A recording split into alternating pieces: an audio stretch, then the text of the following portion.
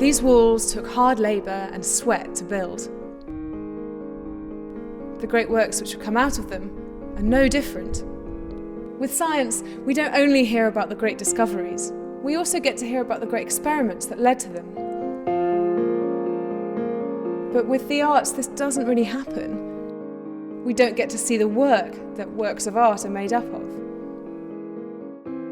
My name's Ruth Abbott. I'm doing a PhD on the poet William Wordsworth. I'm not looking at what he published, I'm looking at his notebooks, which he used to work on a project that was meant to be his masterpiece. But it was never finished. Most of the poetry he wrote for it, even his most famous poem, The Prelude, was never published. So when he died, he felt his life's work to be a failure. It was left, as he described it, mid the wreck of is and was, things incomplete and purposes betrayed.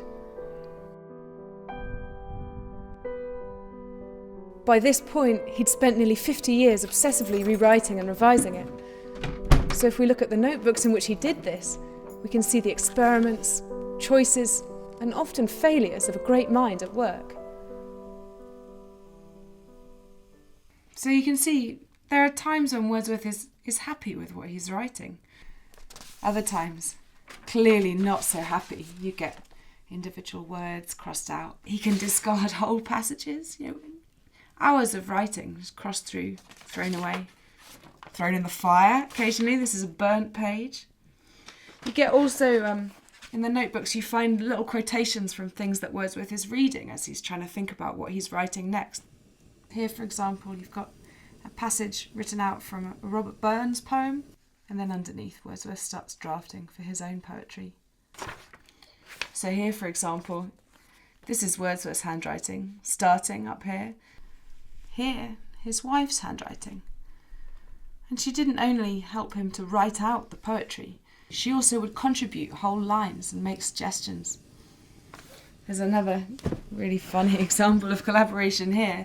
Quite sad in a way. Coleridge, who's Wordsworth's best friend, sent him a copy of his published poems. Wordsworth just used it to write out his own poetry. Scribbles all over all the pages.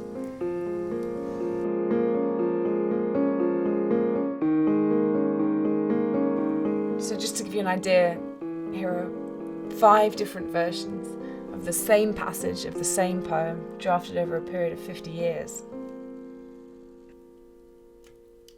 I look at these notebooks and I can see how much material, how much labour, how many experiments go into the creation of even the most spontaneous seeming work.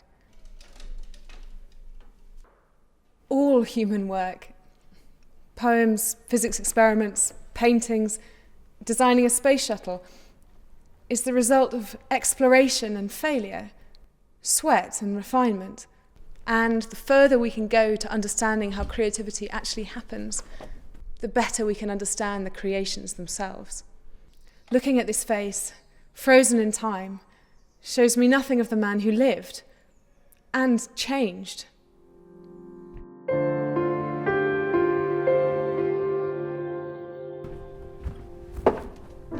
Now this is Wordsworth's room. When he lived here, he wrote about looking out of this window down onto the stony face of Newton's statue. And from my bedroom, I, on moonlight nights, could see right opposite, a few yards off, the antechapel where the statue stood of Newton with his prism and silent face. By the year of his death, he'd added an extra pair of lines. The marble index of a mind forever voyaging through strange seas of thought, alone. What we see in art can seem set in stone, but strange seas of thought lie beneath. By looking at notebooks, we can follow those voyages ourselves.